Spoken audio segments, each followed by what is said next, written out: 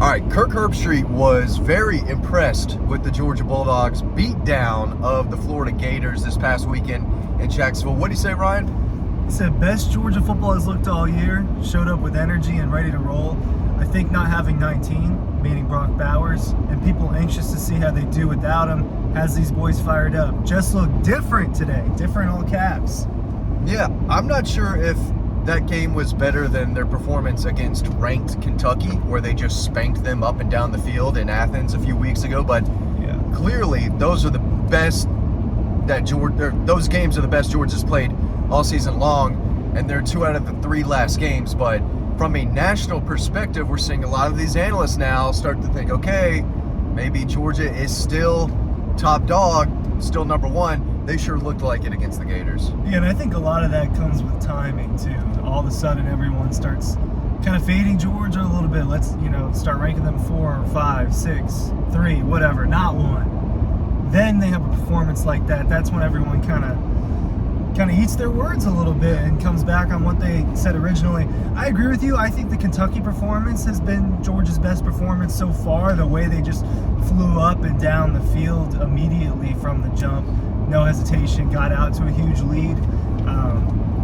That matters to me a lot in the way you can control a football game, but scoring 36 points in a row on the Gators, playing well in all 3 facets. I see why Kirk said what he said.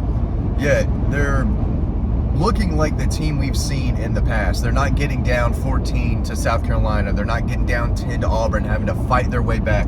Seems like those kind of kinks are, kind of cleared away a little bit. And, we talked all week long, how is Carson Beck and Mike Bobo going to distribute the football without Brock Bowers? And they did very well. 8 or 9 guys caught a pass. I mean, you got the Lad numbers. McConkey, 6 catches. Dominic Lovett, 4 catches. Oscar Delp, 2. Bell, 2. Rosemary Jackson, 2. Rah-Rah, 1. A bunch of guys getting 1. I mean, they spread the love. Carson Beck spread the love. Lad McConkey was not really a surprise. No, it's not a surprise that he was their best weapon with Bowers being out. He's very good. One NFL, or maybe not NFL, but an ESPN analyst, I think, called Lad McConkey one of the best receivers in college football when he's healthy. I don't know who said that, but he's not super far off. I mean, he's not Marvin Harrison Jr., but I think Kirk Herbstreit has said that too about Lad McConkey. Yeah, the guy gets open. He creates separation. He's a natural. He's got great hands, instincts to put his foot in the ground and go the opposite direction, Ryan, on that first touchdown. He was playing on a different level, but then I think you made the point after the game, man, they could still go to Rah-Rah Thomas more. Man, they really didn't go to Marcus Rosemary Jackson all but 2 times. Or, there's going to be a game where I think we could see 5 catches and a touchdown from Oscar instead of, 2, 3, 2.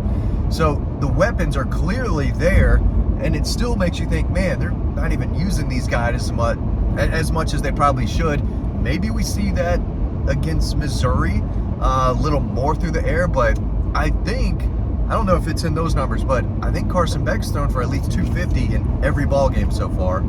300. I think so, yeah, and 300 in this game. And 300 against Kentucky. I think 300 against Vanderbilt or close to it. I believe he had 300 against Auburn. Yeah, he's distributing the ball very well. He's making the right decisions, just not, completely there down the field. Still want to see them hit some down the field throws. That's basically the only thing we haven't seen out of this offense.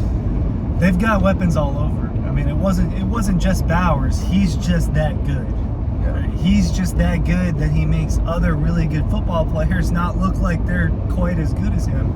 And I think we're not exactly sure how many games Bowers is going to miss. That's going to really just depend on how quickly he rehabs. It could be Tennessee, it could be Tech, it could be the SEC Championship possibly. We don't know.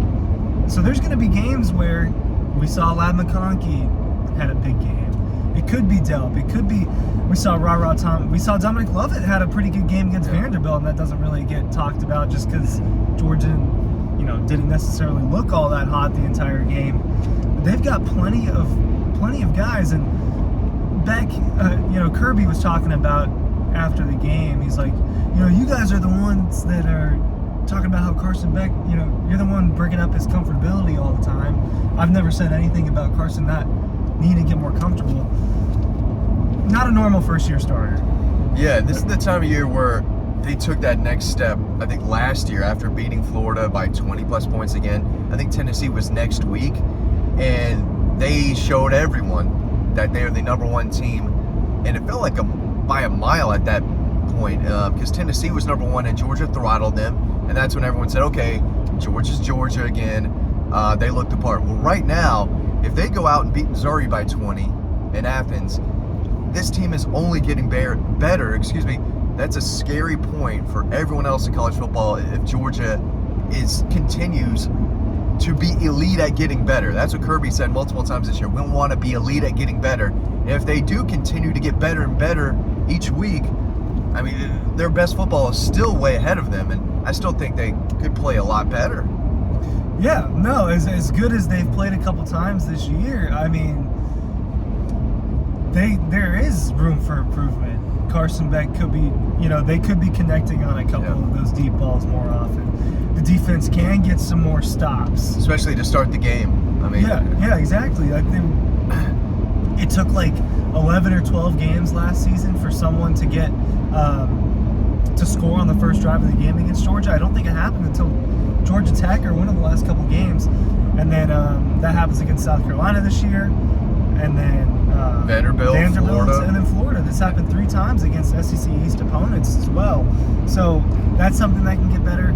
The red zone defense can get better. While it was better against Florida, against Vanderbilt, that was an example. So there are areas of improvement across the board, and not to mention health, just getting some of those guys back.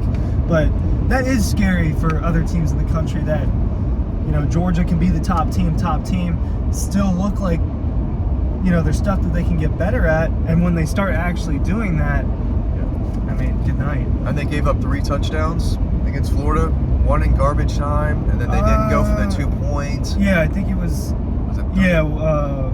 2 passing, and then the Graham Mertz touchdown. He snuck it in. They're giving up touchdowns. They're not at the point where they're keeping guys out of their end zone like they have the past 2 years. They're giving up touchdowns, and they're still making it look easy at times. And I don't care. When you score 36 straight points, it's early, Ryan. I'm still stumbling over my words a little bit on our drive back home. We got the coffee going. It's Sunday morning.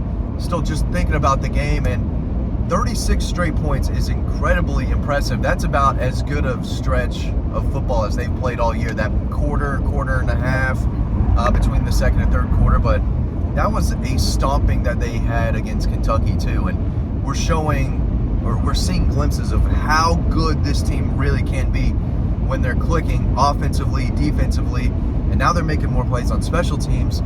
This team does feel like they are still getting better and better by the week. I'm excited for that Missouri game. We're still going to find out more about this team when Missouri comes to town. That's a good Missouri football team. Yeah, they can. They are. And look, they're not going to sleep on Missouri. That's not. No. They understand what's going on. East on the line. Yeah. I mean, if Missouri comes in and wins that, they're probably going to end up in the SEC championship game, because I don't see them losing to really anyone else on their schedule. I don't have the rest of their schedule memorized, but I think they still got to play Florida, and they still got to play South Carolina. Have they already played? Maybe. It might be South Carolina. Maybe not. It might be. But the East is on the line. I expect Georgia to be as locked in as they were against the Gators this past weekend. They were focused, laser focused, intense. You could see it in their eyes, even during warm-ups. They were ready to go. Again, that bye week came at the perfect time. You give them 2 weeks to prepare. It's really, really hard to beat these guys.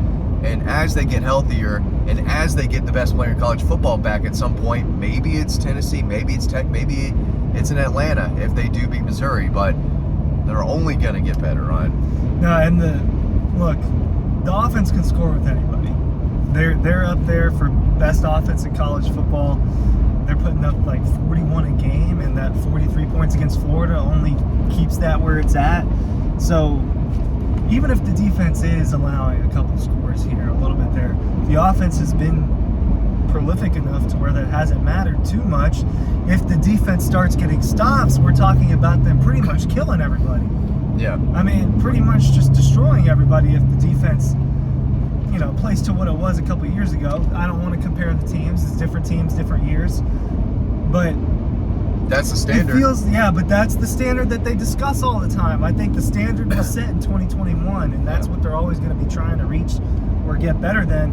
But another complete football game where they looked good in all three phases. They just haven't had, in 8 games, can we only say that they've done that maybe 3 or 4 times if we're talking about against a couple of the cupcakes as well? Where they played 4 quarters of really good football. They impressed Kirk Herbstreit. I know that. Kirk Herbstreit is high on the dogs. We'll see where Georgia is ranked in the college football playoff rankings on Tuesday, Ryan, and I'm sure we'll talk more about that, but best they played. Yeah, people are starting to change their minds about Georgia.